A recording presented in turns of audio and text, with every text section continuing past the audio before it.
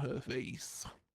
I immediately thought back to my knapsack that I brought with us. Zoe's dad insisted we bring a pocket knife if we were exploring in the woods.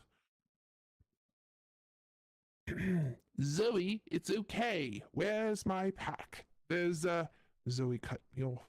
Bex? Tears poured down her face. She wasn't looking at me. I turned around. In the dark, I hadn't seen them before, but now they were all I could see. A dozen or so figures stood at the tree line. Each person wore a long black cloak with black gloves. They were all identical, save for one feature. Each one wore nearly an identical mask. They were white, expressionless masks. The only thing setting them apart was red. Several of the members in the back were all white masks. The rest had varying numbers of red dots painted on the masks. As they grew closer, the cultists' masks had more red dots. However, the one standing closest to me, that mask was completely blood red. The robes they wore hid their features well. Some were tall, others short. Some were heavier than others. Several even bore the unmistakable curves of women. However, no identities could be discerned from this. The one with the red mask stepped forward. Brothers and sisters of the knighthood, our time is nigh. He spoke in a deep voice. He was tall, but not the tallest among them. Even under his billowing robe, he seemed very thin. We are the knights who have promised ourselves to the mighty king of darkness, have come to make an offering to our lord. Hail, demons! The rest said in unison. I started sobbing uncontrollably. Fear took me completely. Behind me, I heard Zoe pleading for them to stop. She said she was sorry that she wouldn't tell anyone, repeating herself over and over. I could not muster the words to agree or disagree. I was lost in my own horror.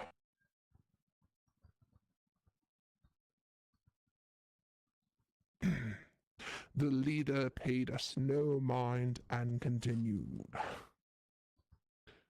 These beautiful ones shall make us a glorious sacrifice for the coming of our Lord of the Wood.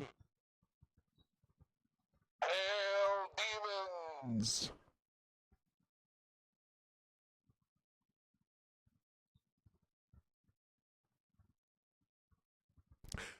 We make an offering to you, O Lord.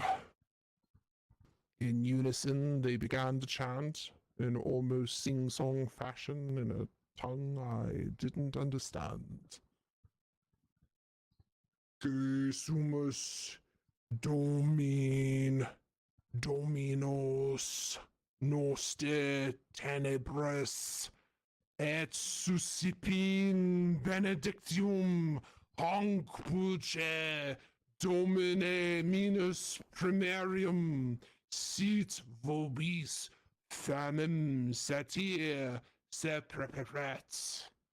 Ambus inter nos iusc in aterianum.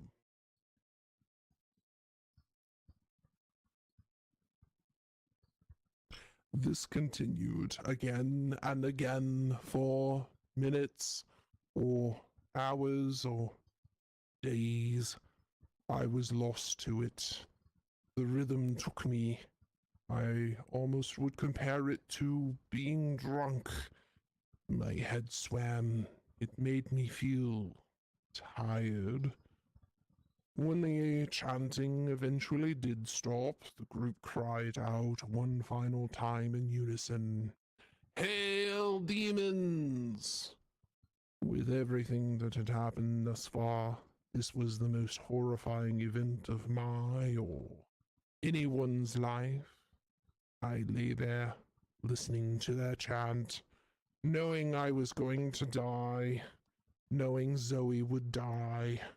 That is a terrible realization for any 12-year-old to be faced with. What happened next was worse. Done with their chanting, the cultists were ready for us. Look, I would like to hope that everyone who is hearing this is an adult, but regardless, you're not stupid, and I'm not going to sit here and spell it out. Needless to say, every one of them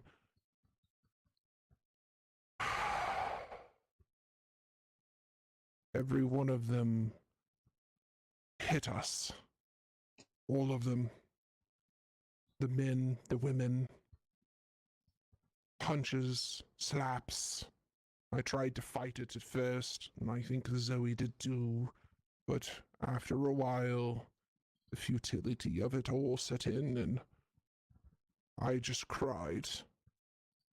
Eventually, it stopped. Afterwards, the man in the red mask walked over to the house and procured a black goblet. He walked over and ordered me to drink from it. I probably should have resisted, fought, struggled, something, but I had nothing left in me to fight with. I was nothing. My eyes hurt. My shoulders ached. My body hurt so bad. I leaned my head forward and sipped the vile black liquid. It tasted like rotting eggs mixed with fire. The liquid burned me from the inside. The pain was maddening, worse than anything I had ever felt. I was dying. I knew it. I was finally dying. I vaguely remember hearing Zoe scream my name as the darkness took me. I was still screaming when I lost consciousness. And for 3 copper, you can hear the rest of the story. No, that's a joke. That's a joke. That was programmed in. Sorry. That's okay. Give me a moment here. I'm sorry. Certainly enjoying the story. Take a glass of water. Take your time.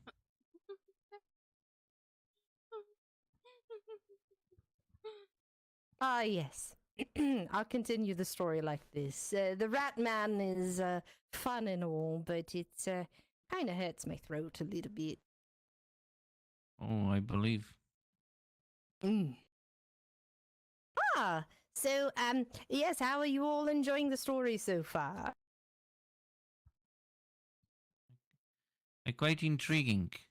It's very One thing is me reading on the books. Another thing is